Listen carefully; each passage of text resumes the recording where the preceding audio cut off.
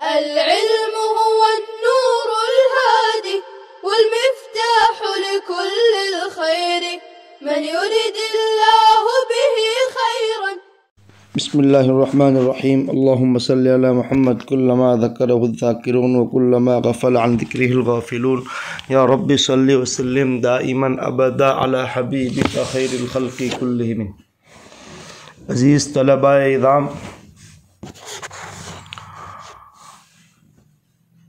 مفسدات نماز کا بیان چل رہا ہے۔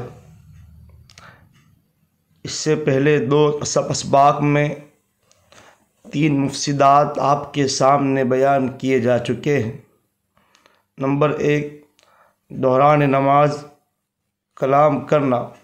نمبر 2، دوران نماز عمل کثیر کرنا۔ اور نمبر 3، دوران نماز کوئی چیز منہ میں ڈال لینا، کسی چیز کو کھانا۔ یہ سب نماز کو توڑنے والی ہے۔ یہاں پر نمبر 4 بیان فرماتے ہیں، نماز کے اندر زیادہ چلنا، چاہے اختیار سے ہو یا بلا اختیار سے۔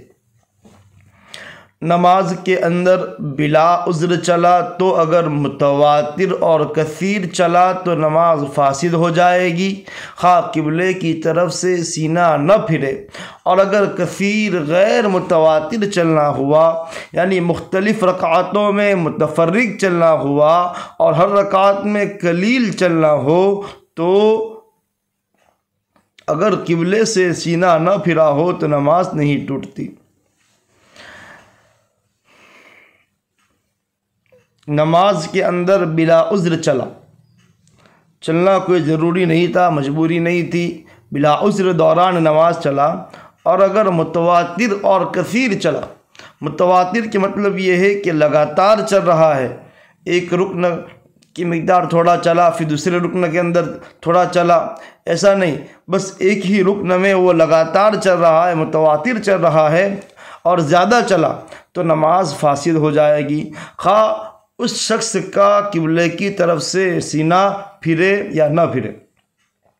اور اگر کثیر غیر متواتر چلنا ہو، یعنی دوران نماز کثیر چلا، بہت زیادہ چلا، لیکن غیر متواتر، ایک رکن میں تھوڑا چلا، پھر دوسرے رکن میں تھوڑا چلا، یہ ہے غیر متواتر، یعنی مختلف رکعتوں میں متفرق چلنا ہوا، مختلف رکعتوں میں تھوڑا تھوڑا چلا، مختلف ارکان میں تھوڑا تھوڑا چلا، تو یہ متفرق چلنا ہوا۔ اور ہر رکعت میں قلیل چلنا ہو تو اگر قبلے سے سینہ نہ پھرا ہو تو نماز نہیں ٹوٹتی۔ یعنی ایک تو غیر متواتر چلا، گرچہ قلیل چلا، ایک کثیر چلا، لیکن اس کا سینہ قبلے سے پھرنا نہیں چاہیے۔ اگر اس کا سینہ قبلے سے پھر گیا تو اس کی نماز ٹوٹ جائے گی، اور اگر سینہ قبلے سے نہ پھرا تو نماز نہیں ٹوٹتی۔ کثیر کی حد مقتدی کے لیے ایک دم متواتر چلنے کی 2 صف کی مقدار ہے۔ کثیر چلنا کسے کہتے ہیں؟ تو فرماتے ہیں کہ مقتدی جو ہوتا ہے اس کے لیے متواتر 2 صف چلنا ہے، کہ 2 صف کی مقدار اگر کوئی مقتدی ایک رکن میں چل گیا تو یہ متواتر کثیر چلنا ہوا۔ اس سے کم قلیل ہے، اگر 1 صف چلا یا 1.5 صف کی مقدار چلا تو یہ متواتر نہیں ہے اور یہ کثیر نہیں ہے، بلکہ یہ قلیل ہے۔ لہذا ایک دفعہ میں 2 صفوں کی بقدر چلا تو نماز ٹوٹ جائے گی، اور اگر 1 صف کی بقدر چلا تو نماز نہیں ٹوٹتی۔ اس لیے کہ 2 صف کے بقدر چلا تو یہ کثیر ہوا، اور اگر 1 صف کے بقدر چلا تو یہ قلیل ہوا۔ اور کثیر چلنے سے نماز ٹوٹ جاتی ہے، قلیل چلنے سے نماز نہیں ٹوٹتی۔ کثیر غیر متواتر کی مثال یہ ہے کہ کثیر بھی ہے اور غیر متواتر لگاتار چلنے کی مثال یہ ہے کہ 1 صف کی بقدر چلا، پھر 1 رکن کی یعنی 3 بار سبحان اللہ کہنے کی بقدر ٹھہرا، پھر 1 صف کی بقدر چلا، پھر 1 رکن کی مقدار ٹھہرا، تو اس سے نماز نہیں ٹوٹتی، اس لیے کہ یہ متواتر نہیں چل رہا ہے، بلکہ رک کر 1 رکن کی مقدار کی بقدر ٹھہر رہا ہے، پھر چل رہا ہے۔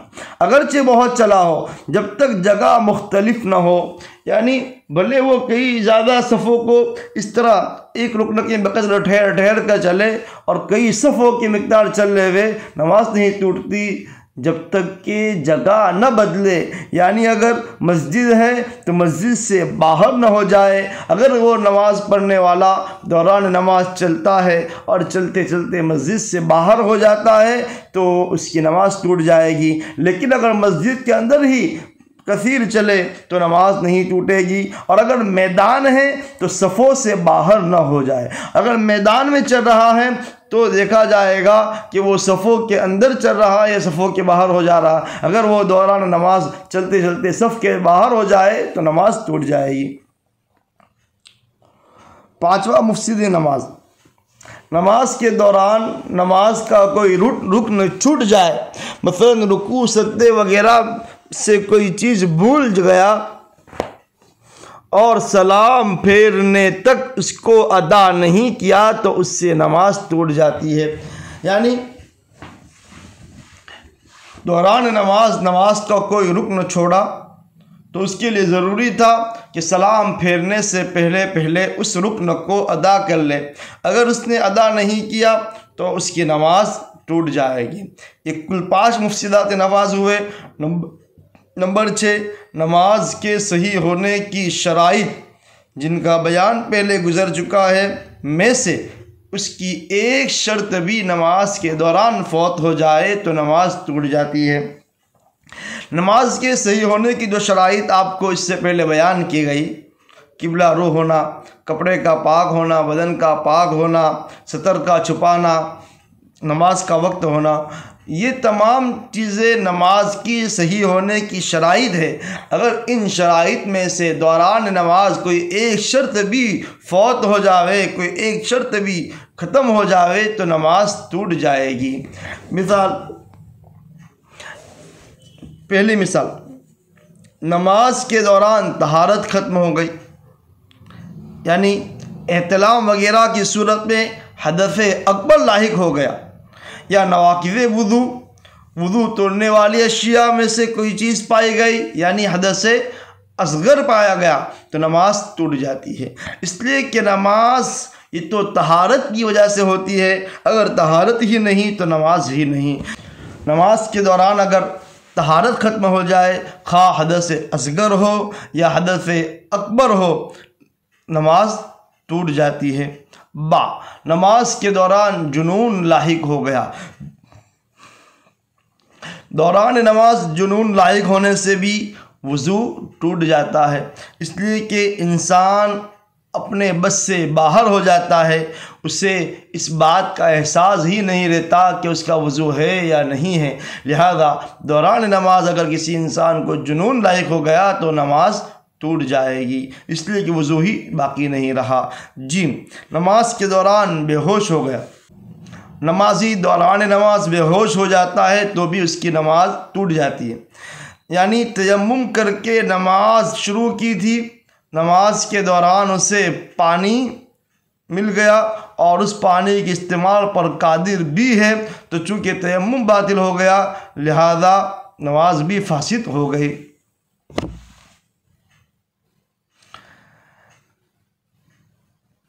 دوران نماز تیمم کر کے نماز پڑھ رہا تھا،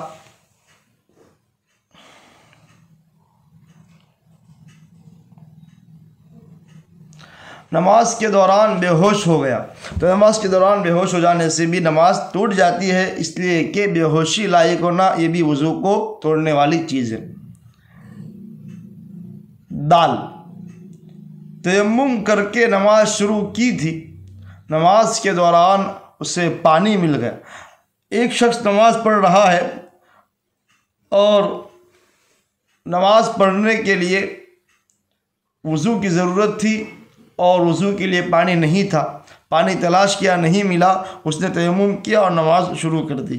تیمم کر کے نماز شروع کی تھی کہ دوران تیمم پانی مل گیا، وہ اس پانی کے استعمال پر قادر بھی ہے. یعنی کسی ایسے شخص کے پاس پانی نہیں جو اس کو دینے سے انکار کرے گا یا کوئی دشمن کا خطرہ ہے، بلکہ آسانی سے وہ پانی کو حاصل کر سکتا ہے، تو چونکہ تیمم باطل ہو گیا لہذا اس کی نماز بھی فاسد ہو جائے گی، کیونکہ پانی تیمم اس لیے کیا تھا کیونکہ پانی نہیں مل رہا تھا، جب پانی مل گیا تو اب تیمم باطل ہو گیا۔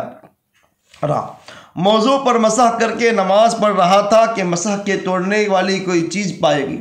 موضوع پر مسح کر کے نماز پڑھ رہا تھا اور کوئی ایسی چیز پا گئی جس سے موضوع پر مسح ختم ہو جائے۔ مثال کے طور پر نماز کے دوران موضوع پر مسح کی مدت ختم ہو گئی۔ مقیم ہے، مقیم کی موضوع پر مسح کی مدت 1 دن 1 رات ہے۔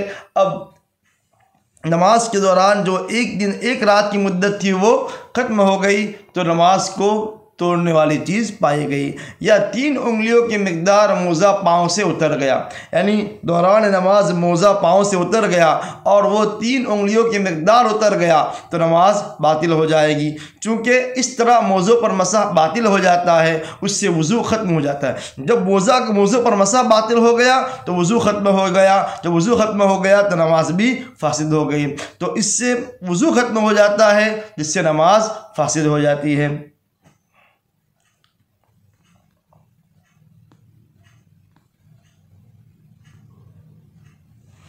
مثال نمبر 2، دوران نماز چہرہ قبلے سے پھر گیا تو استقبال قبلہ کی شرط کے فوت ہونے کی وجہ سے نماز ٹوٹ جاتی ہے۔ نماز پڑھ رہا تھا، قبلے کی طرف منہ کر کر نماز پڑھ رہا تھا اور اس کا قبلہ سے سینہ پھر گیا، منہ پھر گیا تو استقبال قبلہ کی شرط فوت ہو گئی، اس سے نماز ٹوٹ جاتی ہے۔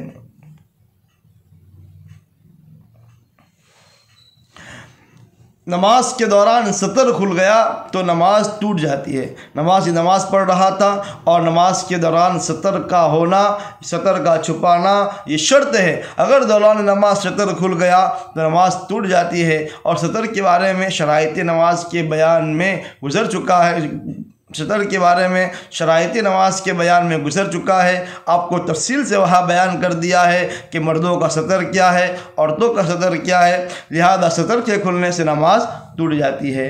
مثال نمبر 4، نماز کے دوران وقت ممنوع شروع ہو گیا۔ مثلا فجر کی نماز پڑھ رہا تھا اور نماز فجر کے دوران سورج طلوع ہو گئے۔ عیدین کی نماز اتنی لیٹ کر دی کہ عیدین کی نماز کے دوران سورج کا زوال شروع ہو گیا، یا جمعہ کی نماز کے دوران عصر کا وقت داخل ہو گیا تو ان صورتوں میں نماز فاسد ہو جاتی ہے، اس لیے کہ وقت ممنوع شروع ہونے سے نماز ختم ہو جائے گی۔ یہ تمام باتیں نماز کو توڑنے والی تھی۔ اب نماز کو توڑنے والے ایک چیز آگے بیان کریں گے، وہ ہے تلاوت میں غلطی کرنا۔ انشاءاللہ آنے والے سبق میں آپ کے سامنے بیان کریں گے۔ والسلام علیکم ورحمۃ اللہ وبرکاتہ۔ السلام عليكم، لا تنسوا الاعجاب بالفيديو والاشتراك في القناة تشجيعا لنا لنستمر بنشر المزيد إن شاء الله.